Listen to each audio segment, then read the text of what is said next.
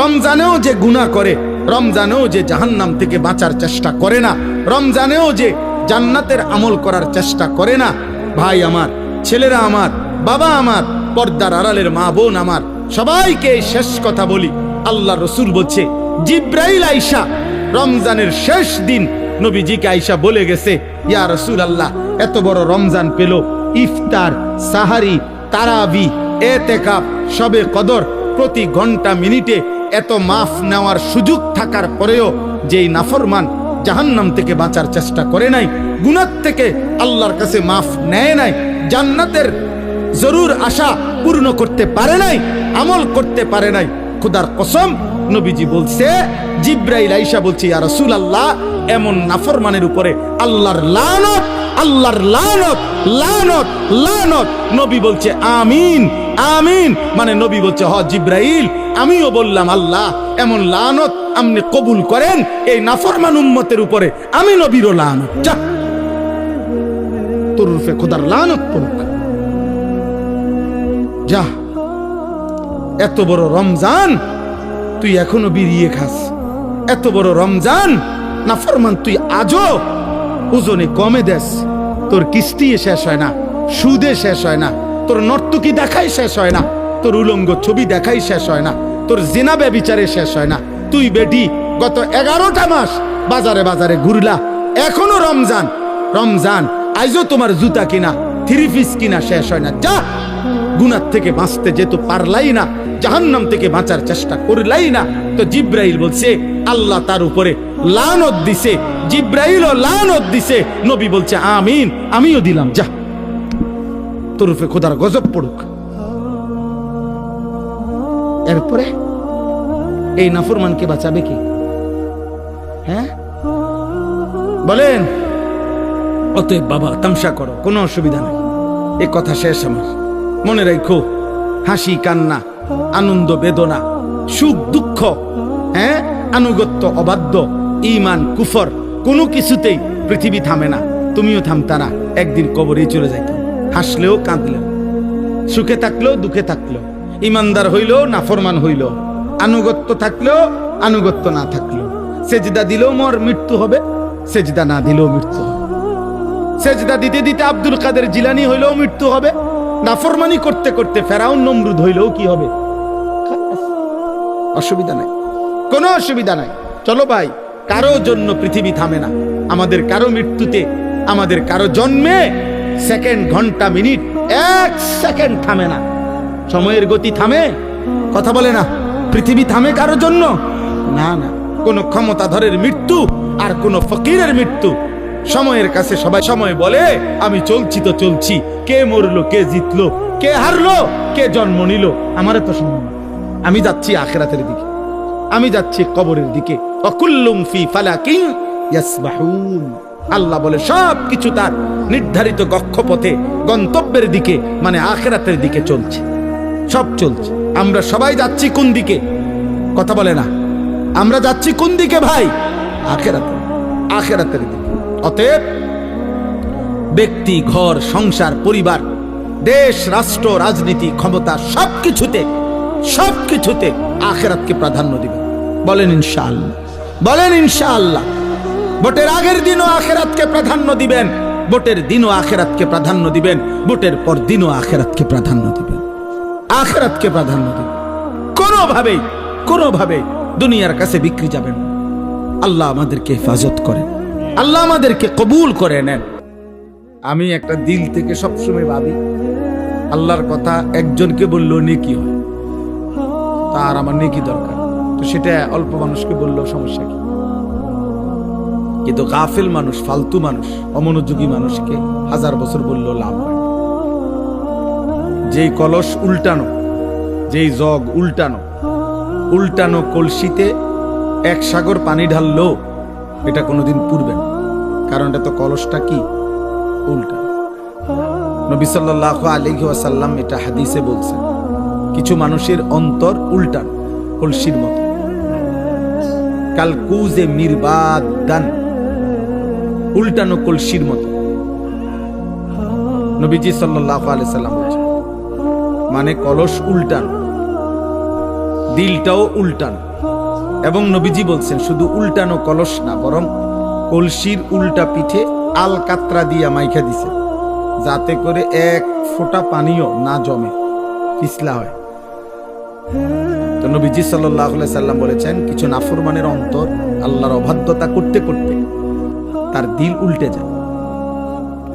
ফলে একটা সময় হয় এমন, লা ইয়ারিফু মারুফান ওয়ালা ইউনকিরু মুনকার, তখন আর কখনোই পরবর্তীতে আল্লাহর গজব যখন হয়, তখন আর কখনোই তার ওই উল্টা অন্তরে কোনো নেক কাজকে নেক কাজ মনে হয় না, কোনো গুনার কাজকে গুনাই মনে হয়।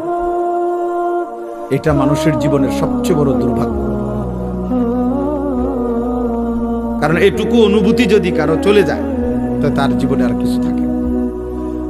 কম বেশি ভুল, পাপ, দোষ, ত্রুটি আমাদের সবার আছে, হুজুরেরও, পাবলিকেরও, ফির সাহেবেরও, মুরিদ সাহেবেরও। কিন্তু বিষয়টা হলো অনুভূতি থাকা, নিজের বিবেক বোধ কাজ করে, আত্ম অনুভূতি আছে যে না, কাজটা আমি ঠিক করিনি, এটা উচিত হলো না, এটা আমার জন্য আল্লাহ তাআলার নিষেধ, এটা আমার জন্য আদেশ। এই যে এই বিবেক বোধ, পার্থক্য শক্তি, এটা যদি কমপক্ষে থাকে তো নিয়ামত, ধীরে ধীরে লোকটা বদলায়।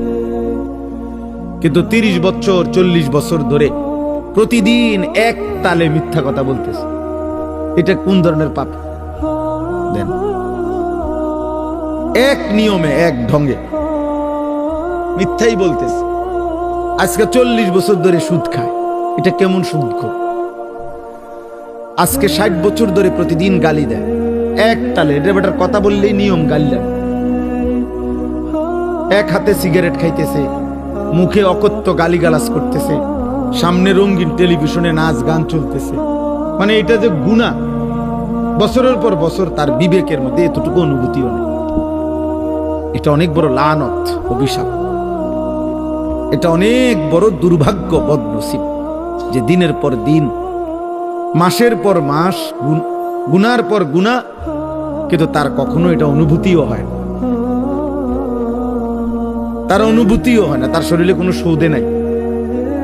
ওই যে সর্দি মারাত্মক হইলে ঘ্রাণ শক্তি কমে যায়, তখন তার আর নাকে সুদ থাকে না। এই গুনাহ আর নাফরমানি যখন বেড়ে যায়,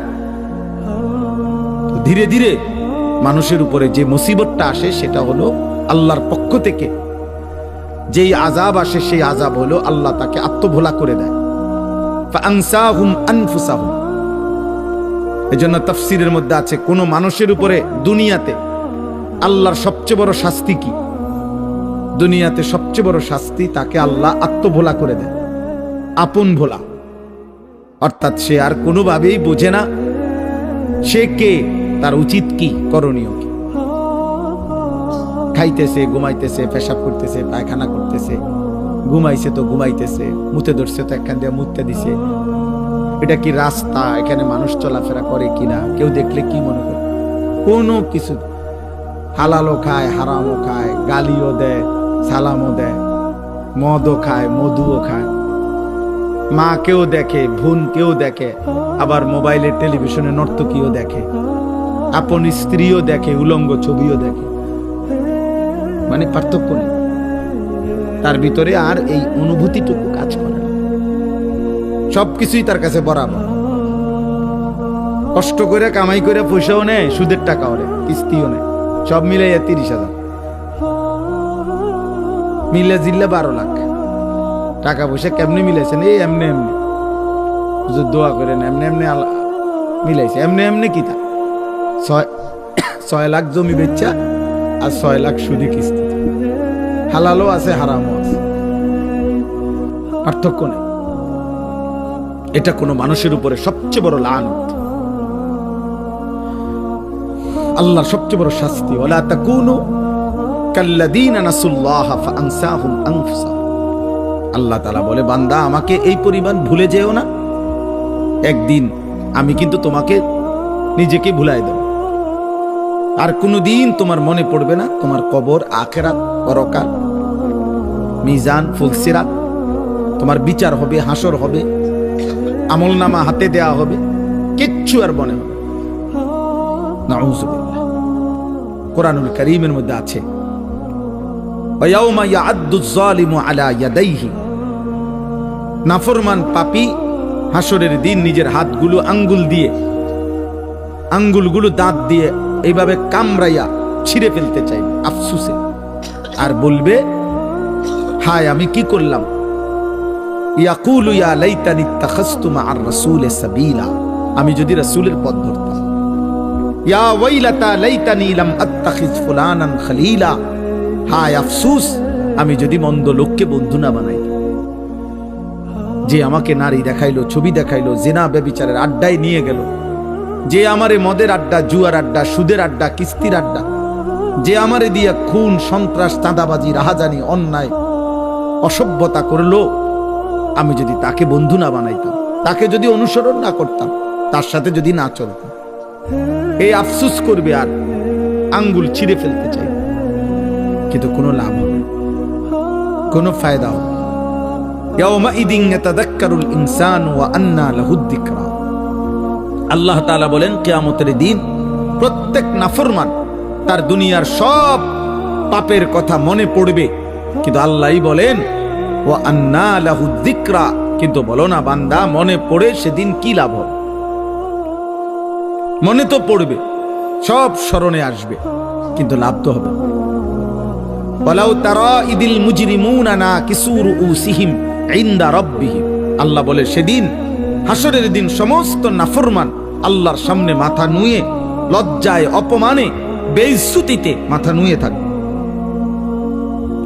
আত্মসমর্পণ করবে, আল্লাহকে বলবে আল্লাহ ফারজি'না না'মাল সালিহান, দুনিয়ায় আমাকে আবার যেতে দেন, নেক আমল করব। আল্লাহ বলবেন না, হাসর দেখাইয়া আবার দুনিয়ায় পাঠাবো না, কবর দেখাইয়া আবার দুনিয়ায় পাঠাই না, জাহান্নাম দেখাইয়া আমি আর দুনিয়ায় পাঠাবো না।